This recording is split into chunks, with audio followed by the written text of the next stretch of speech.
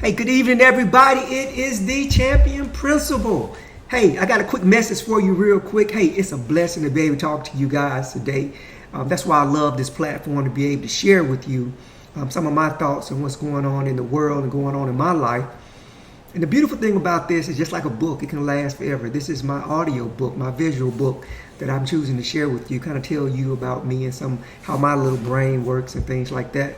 But I want to share a quick message with you. And this message is, I got it from Dr. Sutton. You know, I was looking at some of his posts and listening to one of his messages, but it's so important, guys. So I stole this one.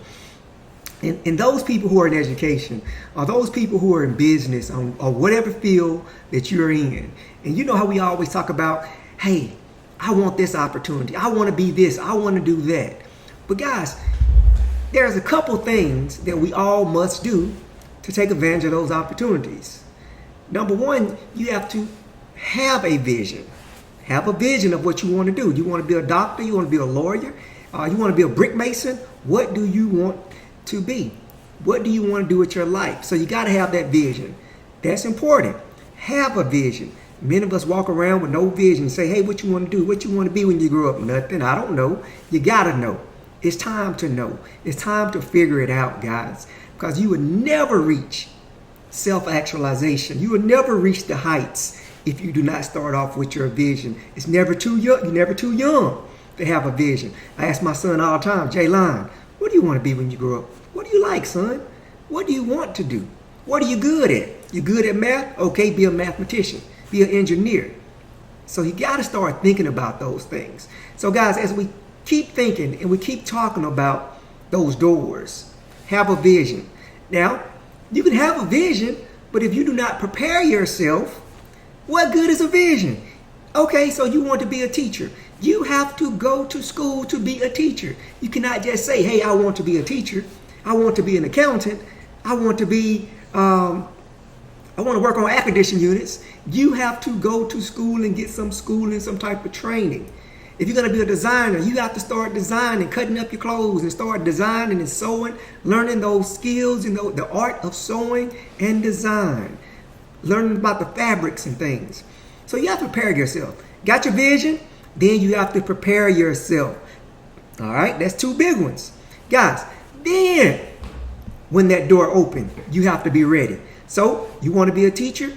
Boom, they call you for an interview. Be ready. Don't just go in the interview and you're not ready. You don't know anything about curriculum instruction. You don't know anything about reading and math. You don't know anything about building relationships with children. You have to be ready. You have to investigate the different schools that you want to apply or you want to work at. Same thing. If you want to go work at a certain hospital, they may ask you about the community that you're going to be serving in. They may ask you about about the area. You want to be a pastor. Where have you preached at before? Can you preach? Can you reach people? Think about that for a second. Can you build the congregation? You have to be ready to walk through those doors. My goodness. And when you walk through the door, guys, you got to show out. You got to get in there, start stepping and talking it like you walking and walking it like you talking. You can't just say, okay, did all these things. You had your vision. You trained. You walked through the door. Now you got to go do the work. It's not time to sit down. That's when you got to work even harder once those doors open. And I want to say another thing. Doors just don't always open because you go to school. Doors don't always just open because you got a talent or because you got a trade. Doors don't always open because you're handsome or you're beautiful or you're smart or whatever the case. My goodness. Sometimes you got to have somebody in your circle around you in your life who's going to help open those doors for you. That's one thing I'm always grateful to Dr. Sutton about. He opened up doors for me twice. He opened up doors when I left Georgia. I wanted to return home to Tuscaloosa. I couldn't even get into the school system. Boom. He opened up the doors for me just like that to teach in Tuscaloosa. And then again, 10 years later, he opened up the doors for another opportunity.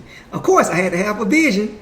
I had to prepare myself. I had to walk through the doors. And then when I got through the doors, I had to do the work. Guys, just a message for you. Remember those steps. Have a vision. Prepare yourself. Walk through the doors. And show out when you get through the doors. It's a Champion Principal. Good talking to you.